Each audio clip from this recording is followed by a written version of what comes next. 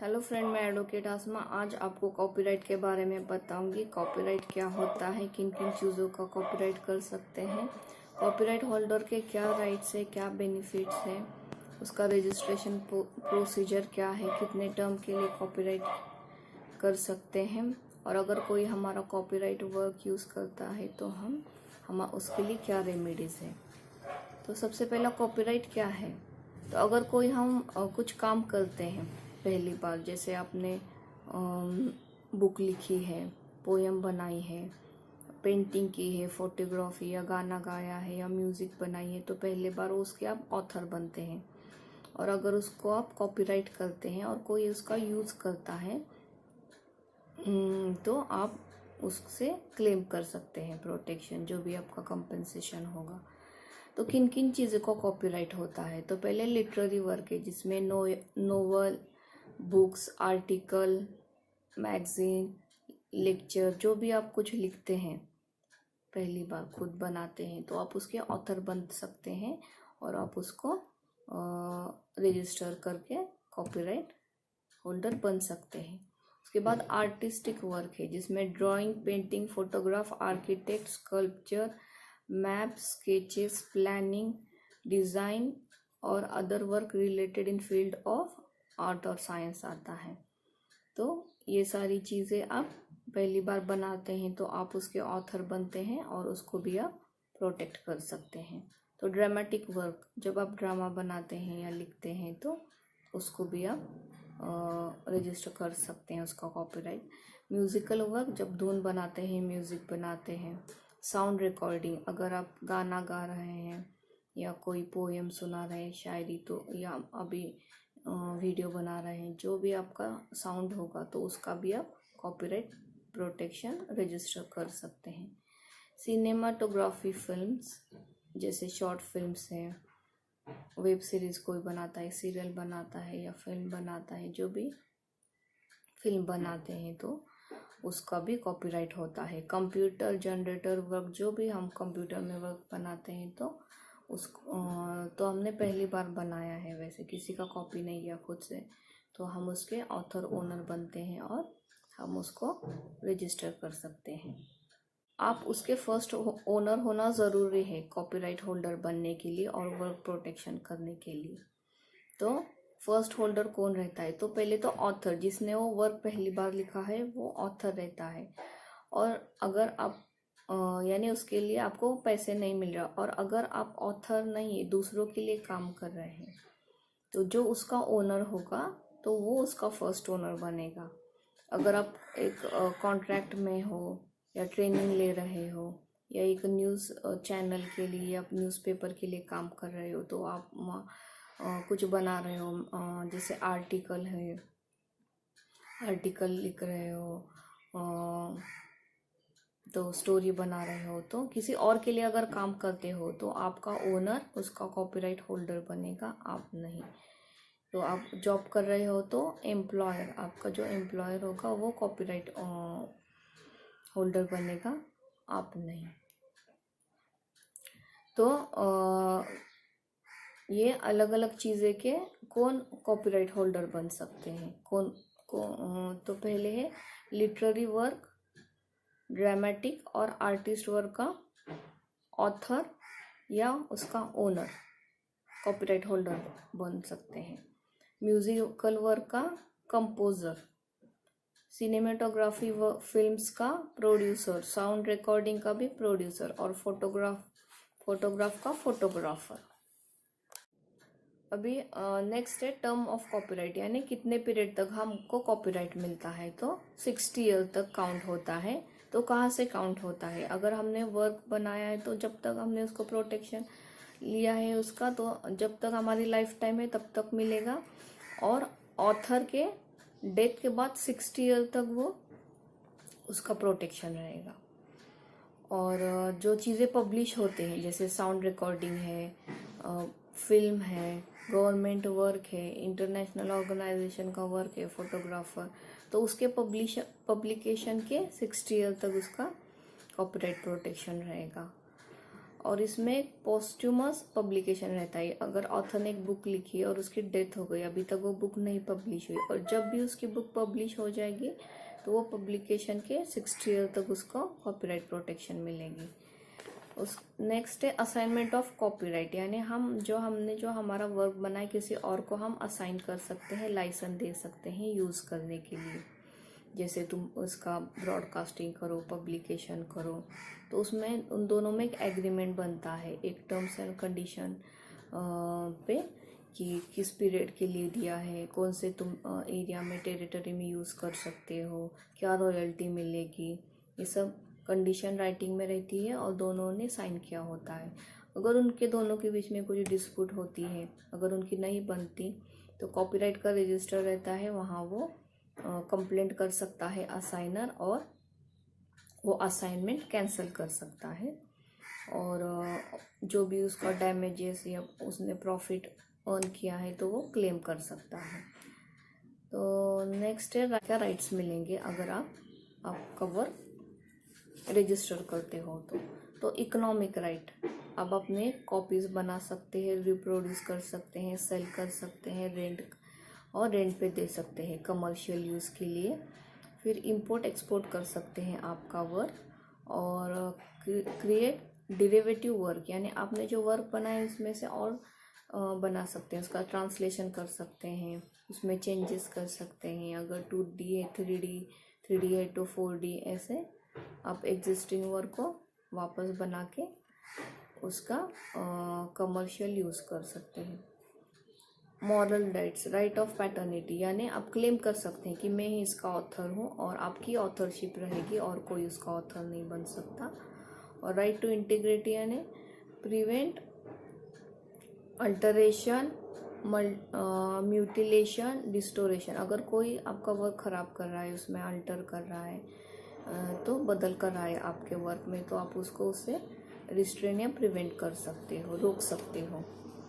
Next है right to royalty. तो 2012 में अमेंडमेंट एक्ट हुआ था, उसमें ये राइट रिकॉग्नाइज किया गया था, इंट्रोड्यूस किया गया था परफॉर्मेंस। तो परफॉर्मेंस कमर्शियल यूज़ के लिए जब अपना वर्क पब्लिश करता है, ब्रॉडकास्ट होता है उसका वर्क, तो उसे रॉयल्टी मिलना ज़रूरी है, उसके वर्क को बेनिफिट और उसको अर्निंग मिलने या इकोनॉमिकल स्टेबिलिटी मिलने के लिए। राइट टू ब्रॉडकास्टिंग, तो ब्रॉडकास्टिंग को जो राइट दिया जाता है, तो एक टर्म के लिए वो ब्रॉडकास्टिंग ऑर्गेनाइजेशन ओवर ब्रॉडकास्ट कर सकते हैं, पब्लिश कर सकते हैं, तो और उसमें वो रिप्रोडक्शन कर सकते हैं वर्क उतने साल तक। तो ज़्यादातर 25 ईयर्स का वो पीरियड रहता है।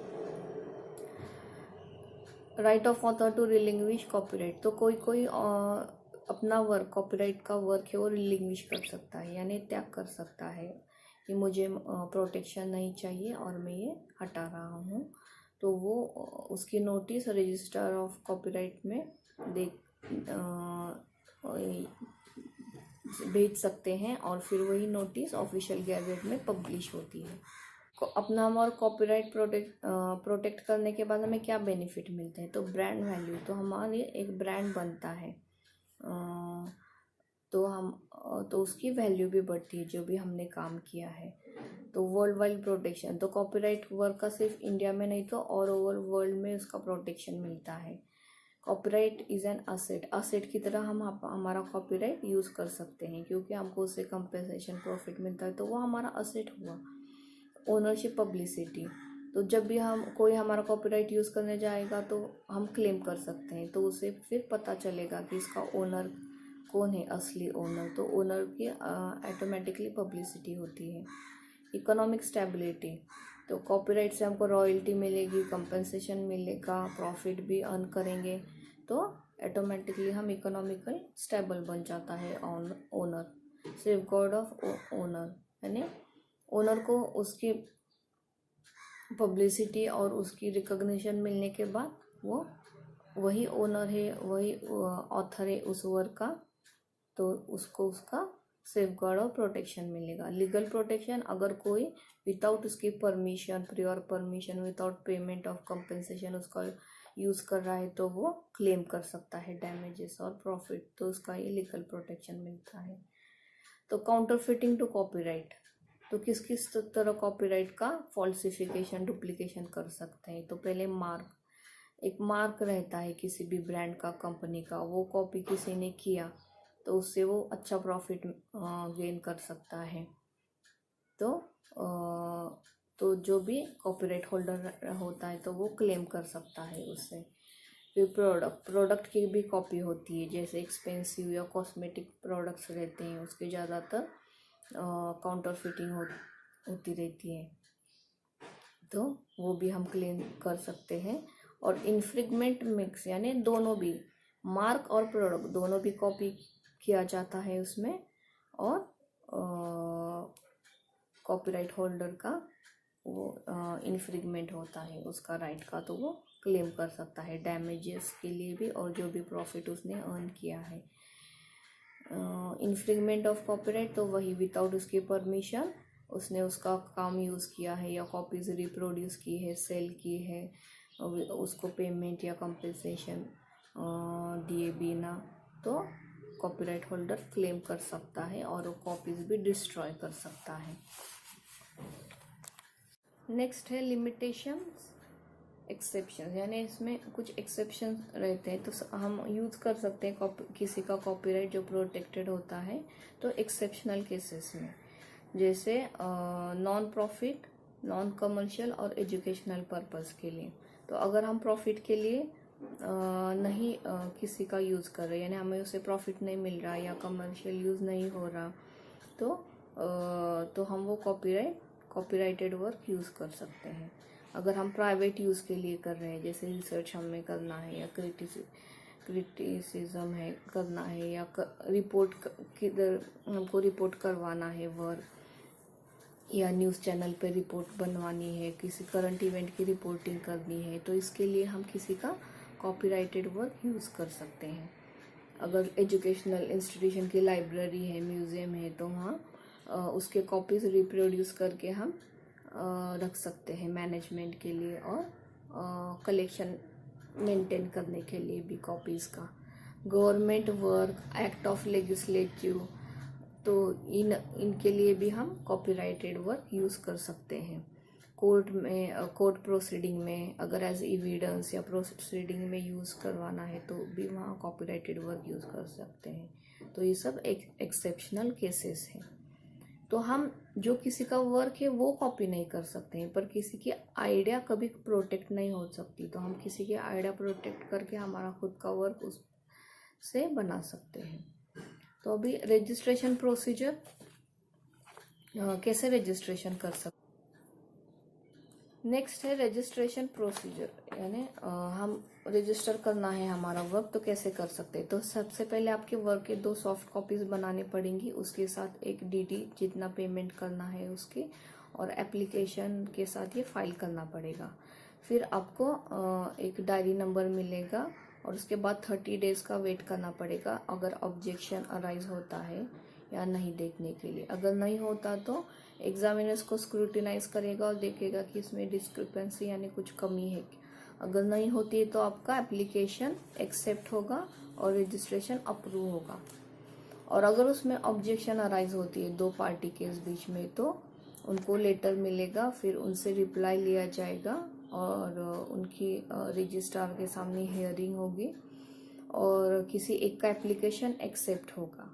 और अगर नहीं होता तो फिर ऑब्जेक्शन रिजेक्ट किया गया तो फिर वापस वो स्क्रूटिनाइज करने के लिए एग्जामिनर के पास जाएगा, वहाँ से वो डिस्क्रिपेंसी निकालेंगे कुछ होगी तो फिर वापस उनको लेटर देंगे रिप्लाई फाइल करने के लिए, फिर उनकी हियरिंग होगी।